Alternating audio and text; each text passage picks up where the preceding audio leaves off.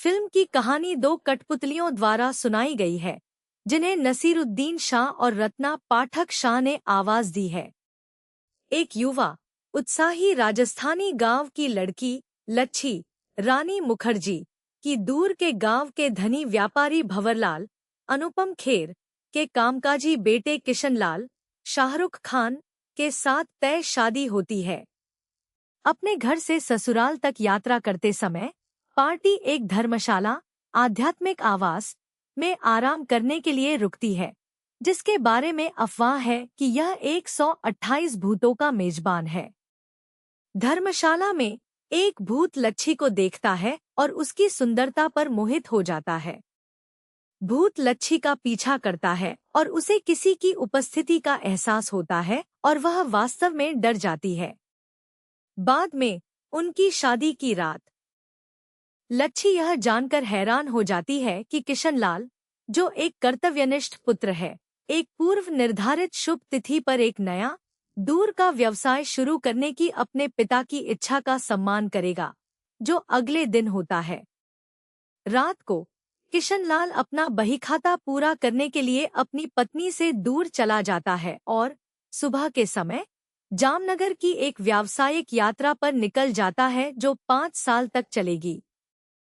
लच्छी तबाह हो गई है, लेकिन किशनलाल की चाची गजरोबाई जूही चावला उसे इस आधार पर सहानुभूति देते हुए सांत्वना देती है कि गजरोबाई का पति सुंदरलाल सुनील शेट्टी भी परिवार को बताए बिना गायब हो गया है।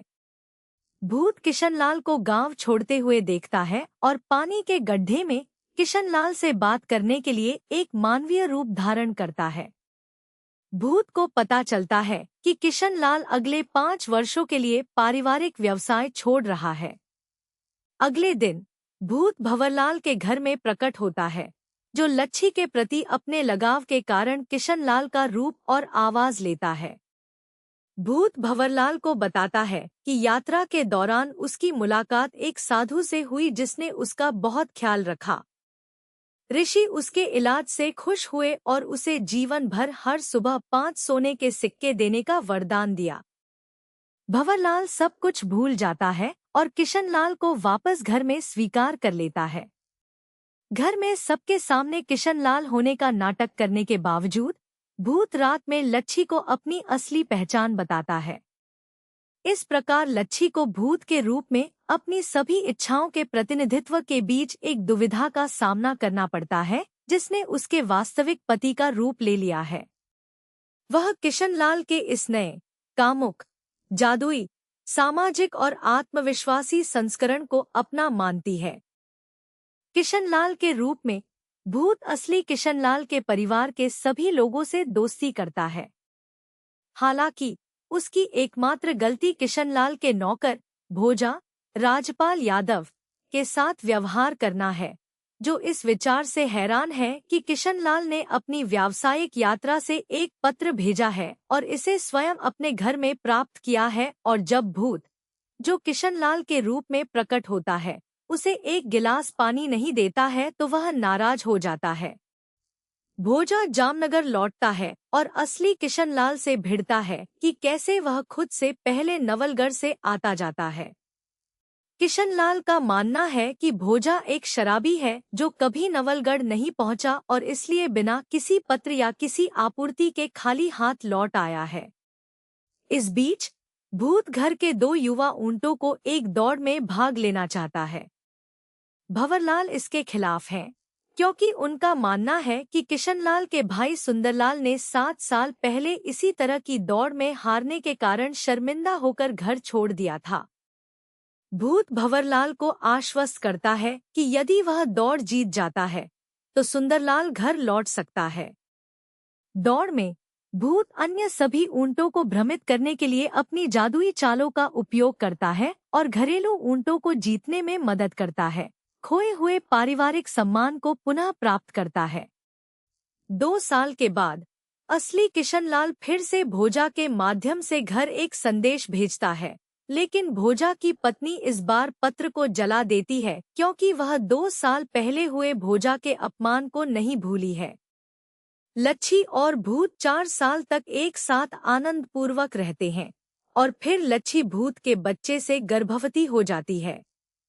असली किशनलाल यह पता लगाने के लिए लौटता है कि क्या उसकी पत्नी की गर्भावस्था के बारे में अफवाहें सच हैं, और वह अपने किशनलाल के रूप में भूत को देखकर चौंक जाता है, जबकि लच्छी उसी समय शुरुआती प्रसव पीड़ा में चली जाती है।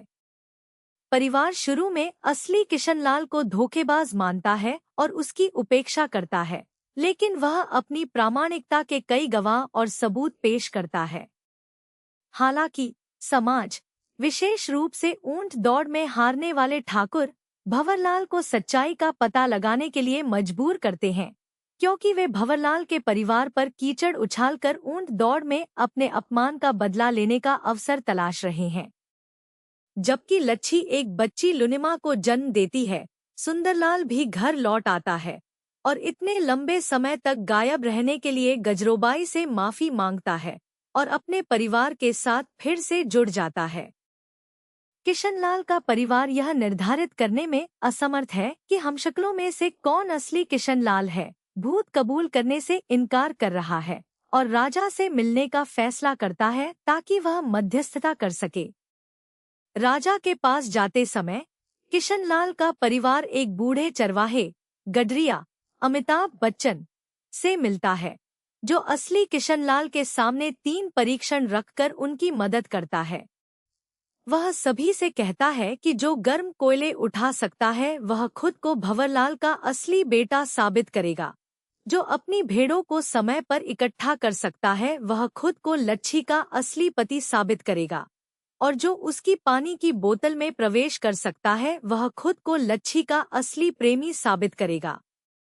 किशनलाल पहले 2 प्रदर्शन करने की पूरी कोशिश करता है, जिसे भूत आजमाने की जहमत भी नहीं उठाता। जब गडरिया लच्छी का असली प्रेमी बताता है, तो भूत तीसरा असंभव करतब करता है और पानी की बोतल में प्रवेश करता है, केवल लच्छी के प्रति अपने प्यार को साबित करने के लिए। इस तरह असली किशनलाल का पता चल जाता है और गडरिया जल्दी से अपनी बोतल बंद कर देता है ताकि भूत उससे बाहर न निकल सके। इस रहस्योद्घाटन के बाद असली किशनलाल बोतल को रेगिस्तान के बीच में फेंक देता है और सभी लोग घर लौट आते हैं। भूत की हानि से लच्छी टूट जाती है। एक मोड़ के अंत में यह पता चलता है कि भूत पहले ही बोतल से भाग गया था और लच्छी के साथ रहने के लिए किशनलाल के शरीर पर कब्जा कर लिया था।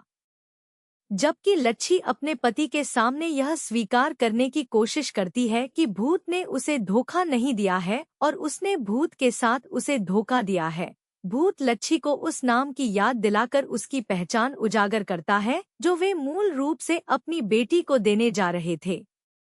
इस प्रकार लच्छी अपने असली पति और एक ही शरीर में अपने भूत प्रेमी दोनों के साथ खुशी से रहना शुरू कर देती है। 2 कठपुतलियां यह कहते हुए कहानी समाप्त करती हैं कि यह एक बहुत पुरानी लोक कथा है,